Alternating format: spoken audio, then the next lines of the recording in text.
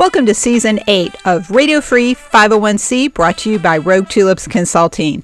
Don't forget to subscribe or follow us. We're in Season 8 and we still have a lot to talk about. Radio Free 501c is supported by USAE News, the weekly community newspaper of associations, CVBs, and hotels. Learn more at usaenews.com. Hey, we are kicking off AANHPI month a little early with a first-time guest. It's Denny Lengkong. He's here from Intellidata, where he serves as president, and our topic is strategy hiding in your membership data. It's right in front of us, folks. It's Monday, April 27th, 2026. Welcome to episode 326. Hey, everybody. Welcome to the last week of April. Hope you're having a great spring. And thanks for taking a few minutes of this lovely time of year to join us here at Radio Free 501c. I'm your host, Cecilia Sepp. My company, Rogue Tulips Consulting, supports this podcast, as well as our podcast partner, USAE News. And we want to thank USAE News for providing all of our podcast guests with a complimentary subscription to their news. So thank you, USAE News. And if you want to learn more about USAE, go to their website, conveniently named usaenews.com. So we're on a bit of a tear about data this year. And as you all know, if you listen to the show, I am a data nerd and I love data. I love talking about it. I love using it. I love figuring out better ways to apply it and analyze it. And this week's guest is here to basically scratch my data nerd itch again. So we're joined by Denny Lengkong from Intellidata. And we're going to be talking about membership growth strategy hiding in your own data. It's right there with you in your office, in your database, or maybe in the cloud. So Denny, welcome to the show. Before we dive into the conversation, would you like to say hello to the audience and tell us a little bit more about yourself? Hey, thank you, Cecilia. Thank you for having us, and hi to all your audience, wherever you are. As you usually say, good morning, good afternoon, and good evening, right? Wherever you are. Again, thanks again for having us. My name is Denny Lengkong. I am president of Intellidata. We are a data solution company that focus on associations. So we help associations with their data, simplifying their data basically, and we do anything data related, from data cleanup, data enrichment, into bigger projects like, for example, data migration. So when our clients moving from one AMS to another AMS, we help them migrate their data. Wow, and those migrations can be tough because I've been through a few of those myself. And I did want to mention to the audience, this episode is a preview of our annual series celebrating AANHPI month. And if you're not familiar with that acronym, it stands for Asian American, Native Hawaiian, Pacific Islander. And this is a group of people who contribute widely across the association community, and they're very active in an ASAE group. And I'm so glad to work with this group in partnership every year to celebrate AANHPI month every May. So happy AANHPI month. And let's dive into this topic, though, Denny. You were talking about data migration, which is something I think a lot of associations and other kinds of nonprofits have to deal with. So let's start with that. What are some of the things that you see in a data migration that go well? And then what are some of the things we need to be aware of so that we don't have them go off track or go in the wrong direction? That's actually a really good question. So a lot of people, a lot of associations think that they could do the data migration themselves, which is, in some sense, it could be true, but data migration is a complex process, right? So sometimes you have to figure out what you're doing now, and why are you moving to a new AMS? Why and once you find out what it is, then you have to find out what AMS that you want to move to, whether it's a legacy AMS or whether it's a platform-based AMS like a Salesforce or Microsoft Dynamic-based AMS, right? And once you do that, now you got to figure out how to move your data from your old AMS into a new AMS, right? And that's part of the challenge. And the other half of the challenge is getting rid of your bad habit or from your old AMS when you move to a new AMS. It's like when you're moving. I usually say, when you just think of it from moving from your old house into your new house. You don't want to bring your garbage from your old house to a new house, right? You want to clean it up. Um, so that's you know, a- and the mistakes that people make, a lot of the mistakes that associations folks make is they want to mimic or they want to copy what they used to be doing or what they've been doing for a long time in the old AMS into a new AMS, and that's not usually that's it's not the process that we recommend, but usually we try to get away with bad habits. So in order for you to do that, if you could afford it, a lot of the association, if you can afford it, hire a consultant. Basically consultants will help you with the RFP, help you with the consultants will help you with figuring out what you're doing now and how to translate it into the new AMS and help with the transition as well, right? Again, you could do it yourself, and again, a lot of times people hire consultants not because they don't know how to do it, it's just because they don't have the time to do it. Right, right. And that's a big reason for outsourcing is you Absolutely. buy somebody else's time. Correct. That's absolutely correct. So I think most of us realize that. That's what I tell my landscaper every fall. I say, I don't have time, so I'm buying yours. So that's another great example. And the thing about the data migration, what I have often seen when I've participated in those is like you said, the bad habits, people wanting to hang on Exactly. data fields that we don't need and bring over stuff. Well, because we have to. And it's like, actually, no, you don't. So I was a chief staff executive at a nursing home administrators group, and we were migrating to a new AMS system, an integrated system. And I said to the staff, you need to clean all the data before you move it, because their process at the time was using Excel charts and you Okay. import it into Excel and then upload it the data. I said, you need to clean all the data. No, no, we just need to bring it all over. And I said, no, we don't. And they pushed back so hard. I said, okay, we'll do it your way. But guess who gets to clean it up when it turns into a problem? You guys, not me. So I think trying to convince people to let go of data and really clean it up and really just keep the important stuff is really difficult. So, do you have any advice for trying to convince people about really taking a really objective analytical look at what they're keeping and why?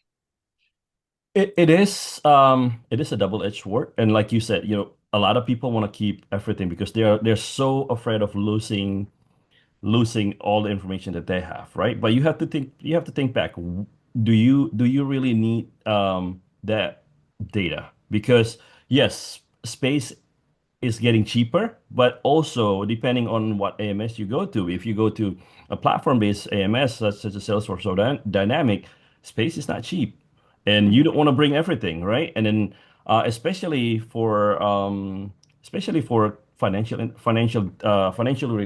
related data, do you want to bring all the detailed information, or do you want to just bring um, you know uh, uh, a close invoice, for example, right? You don't want to bring all the credit card information. You don't want to bring the detailed payment information because it's not needed. It's already paid for, things like that. Because again, the more data you bring, the more that you have to clean up, the more exception you're gonna have, right? So what we usually recommend is think about what are you going to use with the data. Just because you have the data doesn't mean, again, back to what I usually say, data collection is not data insight, right? Because even though you have all the data, if you're not using it, it's not an insight for you.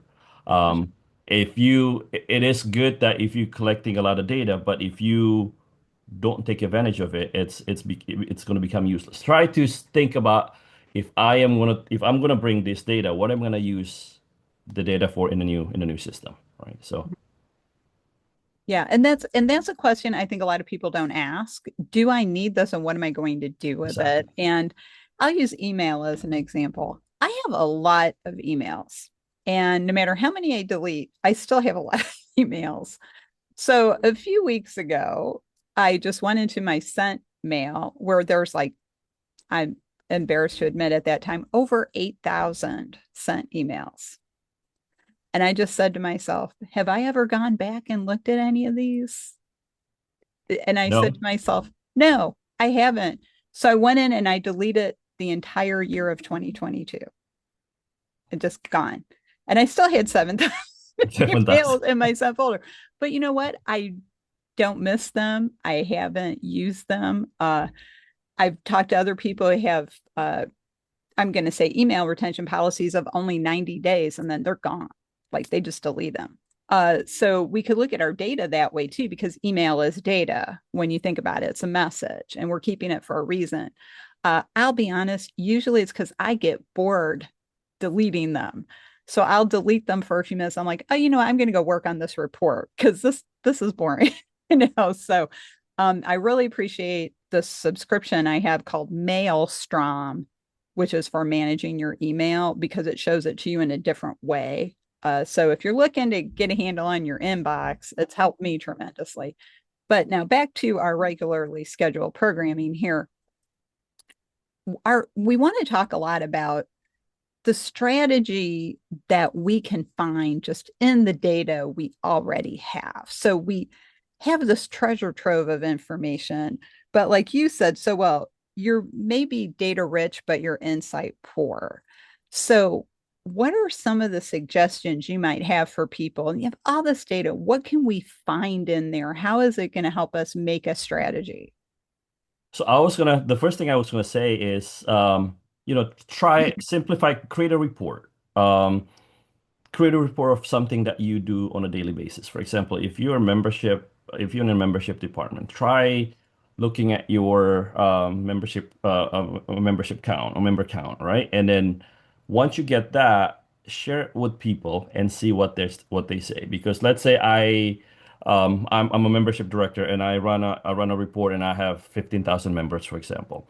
If I share it with my event folks, do they think those numbers are right or not? Because then it'll expose they'll expose your whether your data is right or not, right? Because most of the time, and I can tell you this, most of the times associations data are very siloed. The events people will have separate spreadsheet. The membership people will have their different spreadsheet, and there is no single source of truth, right? But try running a report, try running something, and then share it with someone in the organization just to say, hey, look, I get this number for my membership.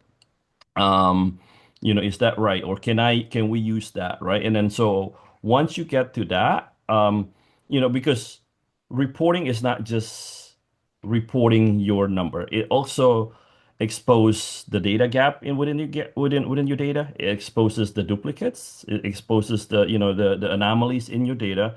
And once you get that, then you know what to do. And if, for example, if I, again, back to my example, if I am a membership director, if I'm showing a member count, somebody else might say, hey, out of those, do you know how many of them that have a PhD, for example, or how many of them that live in the eastern part of the country? And if you don't have that data, guess what? You can collect that, and then you can start segmenting your data. You can start getting more information, getting more insight about your data. And it's more about what can you do with your data rather than what you have, right? So Right. And it sounds like what you're suggesting, and correct me if I'm wrong, is that we need to come up with a list of questions of what we're trying to find or learn or understand in order to better understand how to build those fields that create a record in the database. absolutely. So again, what I would say is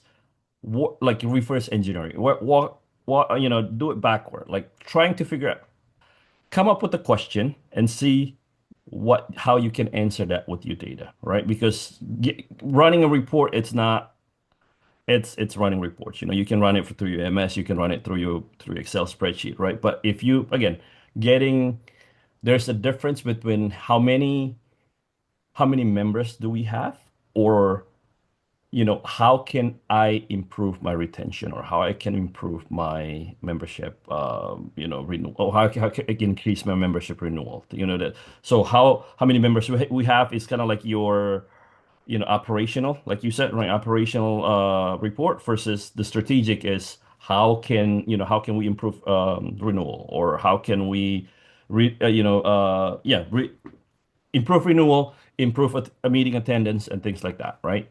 So, Yeah, and that's really a thing I think we don't ask ourselves enough when it comes to our data is what are we trying to learn from it? Why are we even collecting it? Sometimes I think we keep things, and you've already kind of pointed this out, but we keep things we don't really need. We collect things we don't have to have. But then somebody's emotionally attached to that data for some reason. Like, well, we collected that data 15 years ago in a flood. And it's like, okay, but what are we doing with it now? And it's taking up space. And you mentioned that space is getting a little less expensive, but what are we doing with all this stuff? Why are we hanging on to it? It's almost like we need Marie Kondo to come in and talk about right. data, right? We need to simplify, let things go, clean up. But it's really so difficult to get people to think clearly about the data and then actually use the data. So you can run a report, like you just said, but what are you doing with the report? Is somebody analyzing it? I was talking to a group a couple months ago, an association, and they said, oh, well, we did a member survey and we're going to send all the data and share it with some of the other volunteer leaders. And I said, well, but who analyzed it? And the response was quiet, quick crickets, no response because nobody analyzed it. So it's like you can collect it, but you can't just let it sit there, right? You have to actually do something with it. You have to look at it. What is it telling me compared to the year before? And that's the thing I think a lot of us see in member surveys, for example. A lot of associations want to do a survey, but they don't ask the same questions year over year. So you can't really analyze the data well because there's no comparison. There's no foundation or baseline. Baseline's a better word. There's no baseline for that data. You can ask some different questions every year, but you got to ask some basic ones, the same ones every year, or you're not going to get a clear picture of what's happening with your data and what's in there. So do you agree, Denny? Am I on track with that or am I off in left field? No, absolutely. You need to have a baseline as well because, like I said, otherwise you will not have you cannot compare it, right? Because Mhm. I think the key in getting insight is finding out trends, right? How do we how do we do it last year, or how do we do it last year, and how are we doing it this year? Um, yes, there could be some a few questions back to your survey thing. There could be a few questions that are a little different. But again, we could attack it in a different angle as well, right? But at least you have, with those different questions, we could do some what we call it a sentiment analysis, looking at some keywords and finding out how people respond based on the questions, things like that. But at least you will need to have a baseline because otherwise it is, it is a moving target. I think that's a better, that's a better analogy because you cannot, if you don't have a baseline, you cannot compare it, right? You can't measure what you can't count.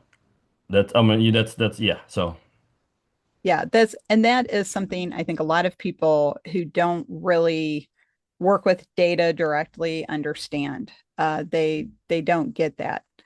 It's like if we don't have the baseline, we're just pulling numbers out right, of a hat, right? I used to work at the U.S. Chamber of Commerce many years ago, and when we needed an economic number, we were told go up to the sixth floor and ask somebody in the economic department, and they would kind of look off into space and then look at you and say 1.5 million. Okay, so that's our number. We didn't know where the number came from. Maybe this was a super genius who just had all the data in his head. We don't know, but you can't really put a number into context like that if you just are pulling it out of the air, right? So we see a lot of examples like this in our experiences, over time, people not understanding why the number has to have meaning, why it has to be put in context, why it has to be put in the broader context of what the organization is doing. And this brings us back to the question of what advice do you have for people to develop a strategy that's actually derived from a solid database? So that's actually another really, really good question. And you brought up a really, really good point because the first thing that we usually tell association folks is get a better definition of your what you're trying to figure out, right? Because and being a data nerd, like you've probably seen this, and I kid you not, when we talk to clients, when we say, what is your definition of member? We ask three different people, four different people in the same associations that you get three, four different definitions, right? Getting that right, I think it's really, really important because if you don't have the right definition, your number's not going to be just like what you said. You go to sixth floor and ask them, and the person at sixth floor say 1.5 million, and then you go to fifth floor and they say 1.45 million, right? And that's and that because they don't have the definition of what it is. So and what is a member is a really, really good question because if you don't have a definition of what member is, because some associations say, oh yeah, we have a 30-day lapse what you call it grace period. Like, oh yeah. Yeah, 30-day grace period. But and anybody that's within grace period is still considered member. But after that, they're lapsed, and then if they join within a month, then they're a reinstate member instead of a new member. So things like that, right? So once you get your definition of new reinstate lapse member, it's really important because once you get those information, that's what you get.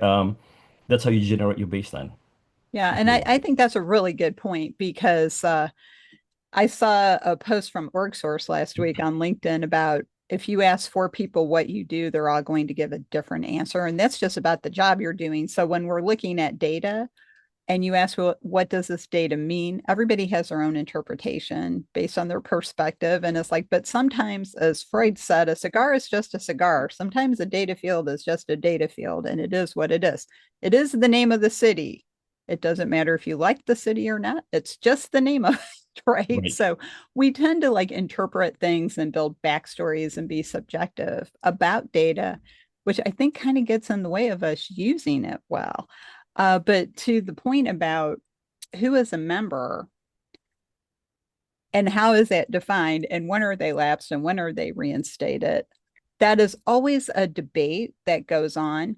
But it also is telling to me because many times, and we saw this a lot during the COVID-19 lockdown, boards were laying off entire membership departments because their attitude was, well, they just manage a database. The members are just the data. And without putting that in context of, well, it's data about a person, about a member that you need to have a relationship with. So data is just data unless it's an action, but you also can't just say, well, I've collected all this data and not say it relates to people or activities or things. It's why we collect data about in-person events. How many people came? Did they enjoy it? What did we talk about? Would people say they would come again? And that's really about that experience. And so that's where the strategy part of the data comes in my opinion. So I don't know what you think about that, Denny. Yeah, absolutely. And then the funny fact is, there's a lot of little trinket of data that's really important that people don't realize. For example, like you see, back to touch points, like we do it for member engagement, for example, right? Looking at when people attend a event, what else do they do after? One of the good example that I usually bring up is we work with the trade association and they found out a piece of data that's really important for them, which is a contact person from their from the members. So all this trade association, all the members are companies basically, Mhm. and the contact person within that company is a very key important data set because they find out that if that person leaves the job and they're no longer with no longer with the company, the renewal percentage of those members just shoots down very low. So and as you know, keeping retaining members are much cheaper than acquiring new members, right? So they look at those and say, and they actually put a notification that as soon as the contact number changes, they have to make a contact with the association with the members just to see who the new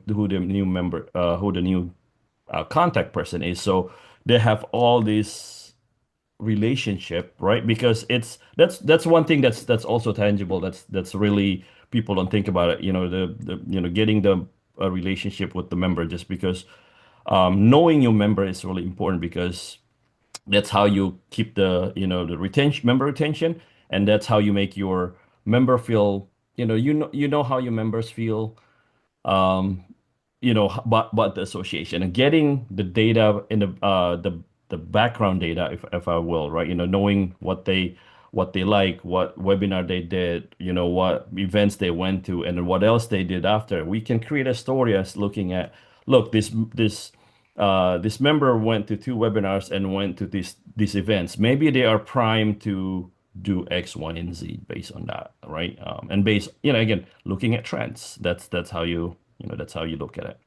Yes, and that an excellent point, because that's also how we can create a persona of a Absolutely. member segment. We have to know something about them, and that's really a lot of what data is, right? We're just trying to get to know people. How many meetings do you come to? How long have you been a member? Where are you in your career? Are you a new professional or an experienced professional, a student member? And what does that all mean?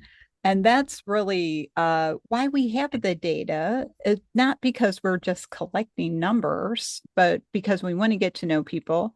We want to see what they're doing so we can keep giving them what they want and stop doing what they don't want. But that's why we got to keep the data clean. And boy, this would be a whole other episode, Denny, talking about keeping the data clean because Absolutely. everybody doesn't follow the data entry guidelines. That's a whole other thing.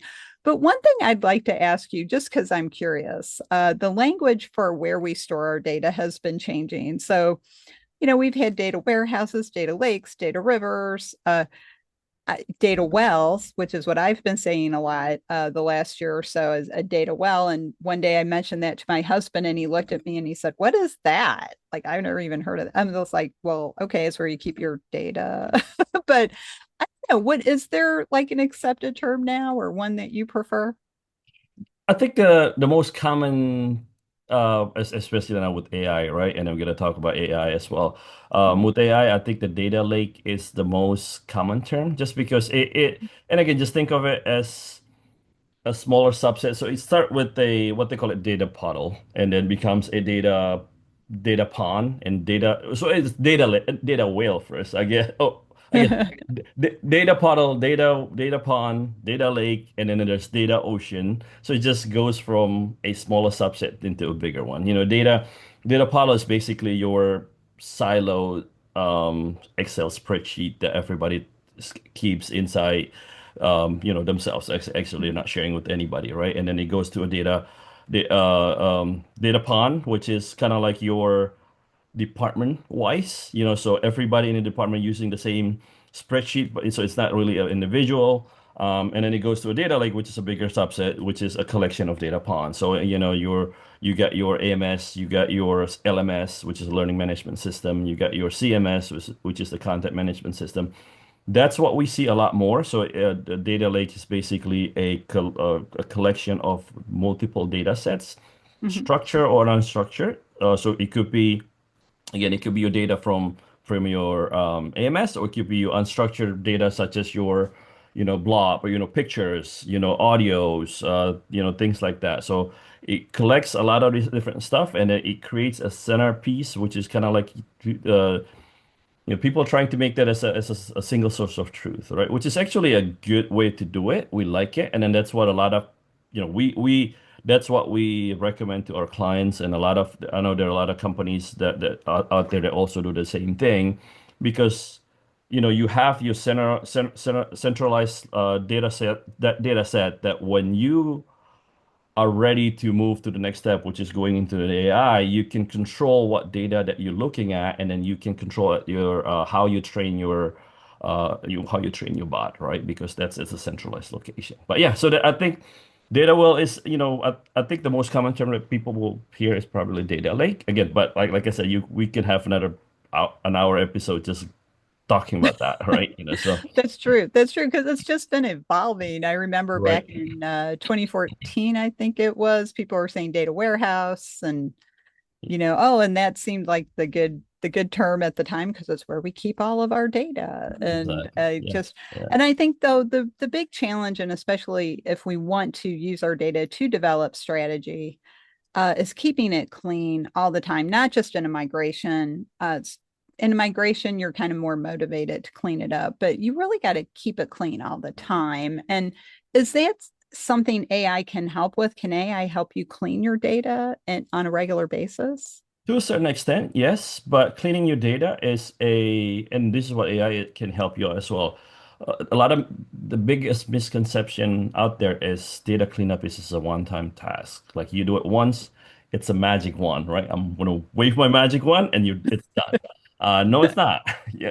So I'm sorry to bear a bad news, but it is not a one-time process. It is a repetitive process. You set up because unless you have a really strict, and again, this is another topic that we could, spend an hour of this data governance, right? Unless Mhm. you have a good, really, really good data governance, you will have to do a cleanup on a regular basis, right? Because if you don't, and again, I'll go back to your AI question, but let's say you don't have a good data governance, you do not control how data is entered into your system. For example, we dealt with one client that has a open text field for their company name. So somebody could enter, for example, FedEx. Somebody could enter Fed X or Federal Express or FedEx in one word or Fed space X. That itself has the four different variations. In human brain, we can think about it. Oh yeah, we can see that those are, yes, they are four different iteration of a company, but they're the same company. But when you put it in a computer, when you put in a system, the system doesn't know that it's the same company. It looks at four different entities and thinks it's a four different companies, right? So that's why you need to set up your good data governance, and once you could do that, is you could ask AI, you could use AI to clean up, take the first stab of it, and do a cleanup. AI is really really good at finding potential duplicates and see if they can clean it up. But then there is the human touch aspect of that, just like anybody else. Like you could, people think you could do data migration automatically, but you cannot. You can automate part of it, but you still need human intervention just to look at it and just to make sure that it's doing the right thing, right? So, Yeah. but like I said, AI helps the first step, but then you need human intervention, human touch to just to look at it, just double check that it's doing it right. And again, also you need to do it on a regular basis. Maybe set a cadence, and you gotta do it every 6 months, every year. And once you create what we usually do is create a cleanup scripts, right? It's a database script. Once you have that, it's a simple process that you do it. The initial process might take a little while, but then once you do it, the first time, the second time it's gonna be easier, and then the third time it's just gonna repeating the same process, right? But so it gets easier when as you go, but it is not a one-time process. Right, right. Thank you for saying that because that was a message I was always trying to get across to people when I was on staff and managing data. It's not a one-time process. We have to do it all the time. And no, you can't Right. just make up however you want to do it because that's why it gets messy. So, Eh, oh my gosh. Wow, what a great conversation, Denny. And like you said, we could go on about all these topics for another hour, but we need to wrap up this episode so people can listen to it and learn from all your great insights. But I'd like to ask my guest, what is the one thought you would like the audience to take away today? And how can they get in touch with you if they would like to have more information from you on data management and strategy? the one takeaway that I could share is start small. You don't have to be a data expert to to be, a data-driven organization. You can start small. Start with, Excel is a good starting point. Excel have a good charts and graphs. You will see if your numbers are right, and then from there there's a lot of free, good data visualization tool, Power BI, Tableau, Click, anything, just to name a few. But start small. When you start small, you know what you need to do next. You can expose your data flow, data anomalies, and then have a champion. Be a champion in your organization, to be a data champion, to say, I'm going to take this data. I'm going to show some insight and how we can take advantage of the data that we have, right? And the second question is to get in touch with me. You can go on our website, intellidata.tech, intellidata.tech, or email me, dlengkong@intellidata.tech, or LinkedIn is also a good way to connect. Well, that's great. Well, thank you again for joining me this week, Denny. Thank you for having me, Cecilia. Really appreciate it. And again, thanks again for having us. You are welcome. And I'm sure you'll be back because you already listed 3 topics we can dive into in other episodes in the future. So we'll follow up on that. But we have to go rogue for now, but we'll be back next time with another exciting episode. So if you haven't already followed us on Spotify or subscribed to this podcast on YouTube or Apple Podcast or whatever your favorite service is, please take a moment and do that. It's very helpful to the podcast to elevate awareness of it, as well as you will not miss an episode if you follow or subscribe. So thanks for taking a moment to do that. If you'd like to learn more about Rogue Tulips Consulting and how we can help your organization bloom outside the box, check out our website, go to our services page, and then let's have a conversation. If you'd like to find this podcast episode featuring Denny and share it with your friends and colleagues, go to our podcast page. It's easy to find it, and you can see our library of past episodes, and I'm sure there's something in there that will catch your attention. If you would like to learn more about our education program, go to our education page. We'll be updating the schedule for the fall CAE prep courses later this summer, but check out our ethics course schedule. And finally, if you'd like to know what's on my mind this week, and most of the time I don't know what it's going to be, check out the blog page and see what I'm talking about this week. So that's it for this episode. On behalf of Denny and myself, we will see you next time. That's it for this week. I hope you really loved this episode as much as I did. Thanks for listening. Learn more about how our experience and knowledge at Rogue Tulips can give your organization the strategic edge to reach its goals. Check out our website at roguetulips.com. We'd love to talk with you and see how we can work together.